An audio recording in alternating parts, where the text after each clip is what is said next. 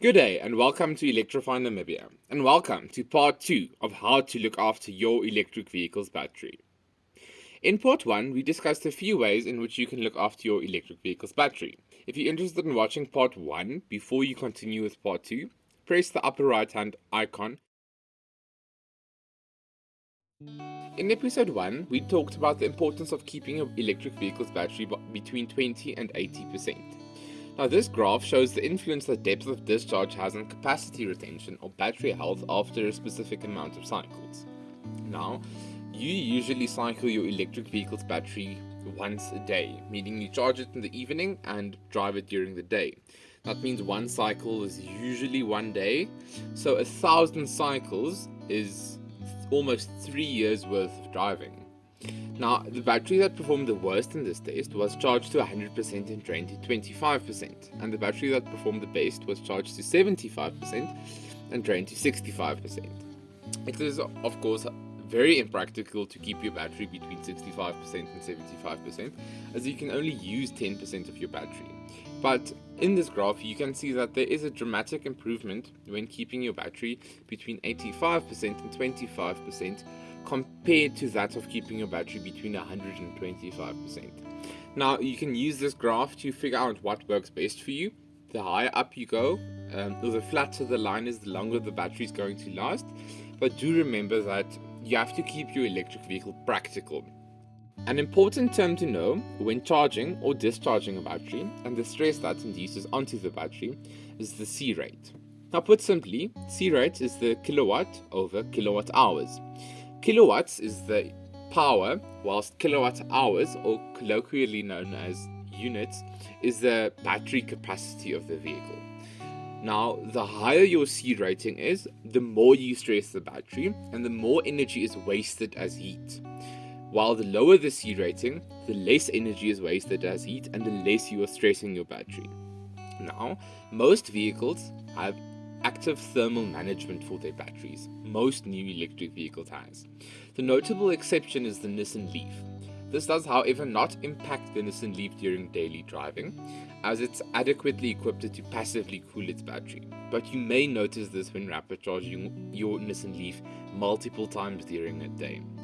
Now, to put this into context, when you're charging your Aura 03 at 50 kilowatts, with its 46 kilowatt hour usable battery, usable capacity was spoken about in part 1, you're inducing a C rate of 1.09 C, quite a low C rating. Now, when you take your Nissan Leaf and charge it with the same charger, due to its 22 kilowatt hour usable battery, you're inducing a C rate of 2.27 C. That's already a lot higher than the previous C rating. Now, let's say you've driven your Nissan Leaf for a while, and after a few years, its battery capacity has degraded to 70%. Now, it only has 15.4 kilowatt hours left usable. This is still more than enough for town driving, but when charging this Leaf at a 50 kilowatt charger, you're inducing a stress of 3.25 C, which is 3 times as high as the previous car. Now, this was when you're charging your vehicle. But what about driving? Am I inducing less stress there? And why do people keep saying I should drive slowly?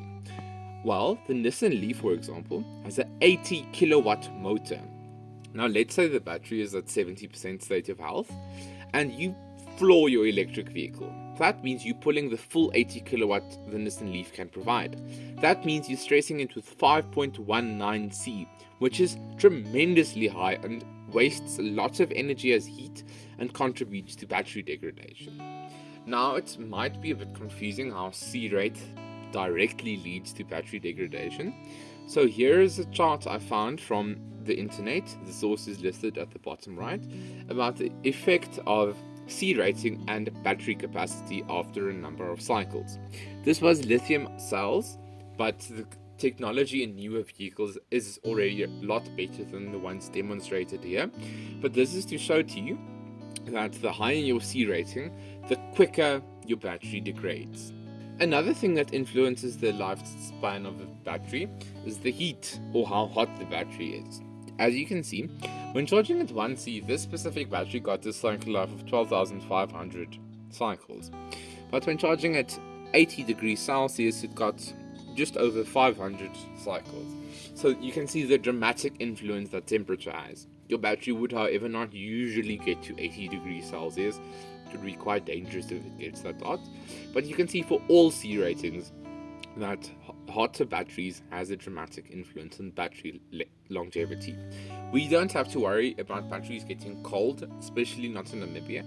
And all electric vehicles come with battery heaters equipped, which keeps the battery warmer when it's extremely cold outside.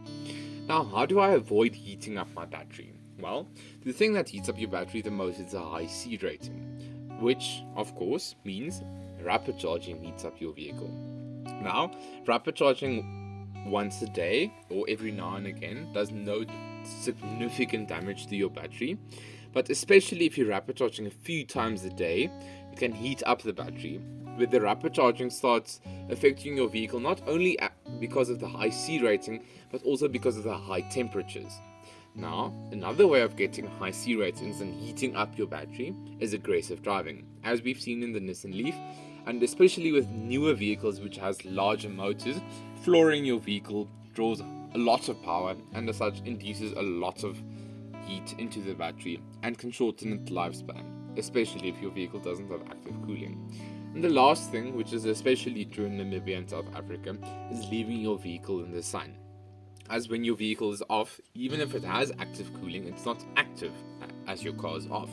And that can also heat up the battery, and long periods of hot batteries can shorten its lifespan. But you might be afraid at this stage, I don't want my battery to break. Should I never rapid charge? Should I even go electric? Well, this graph shows you the lifespan of a Nissan Leaf battery. There was an issue with the 30 kilowatt hour Nissan Leafs where it thought its battery is degrading a lot faster than it actually was.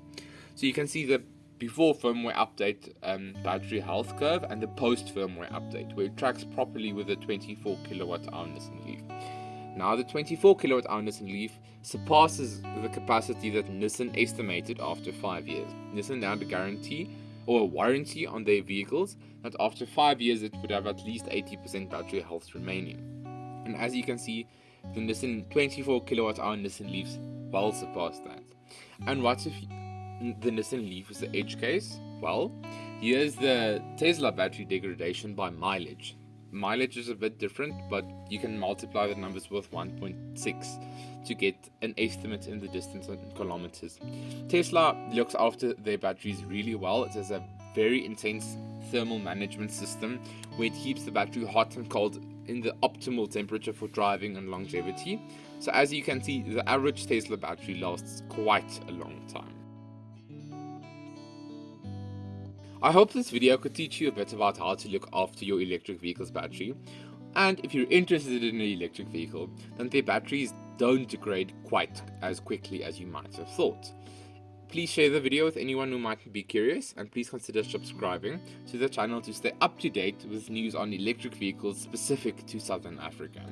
Thanks a lot for watching. Bye.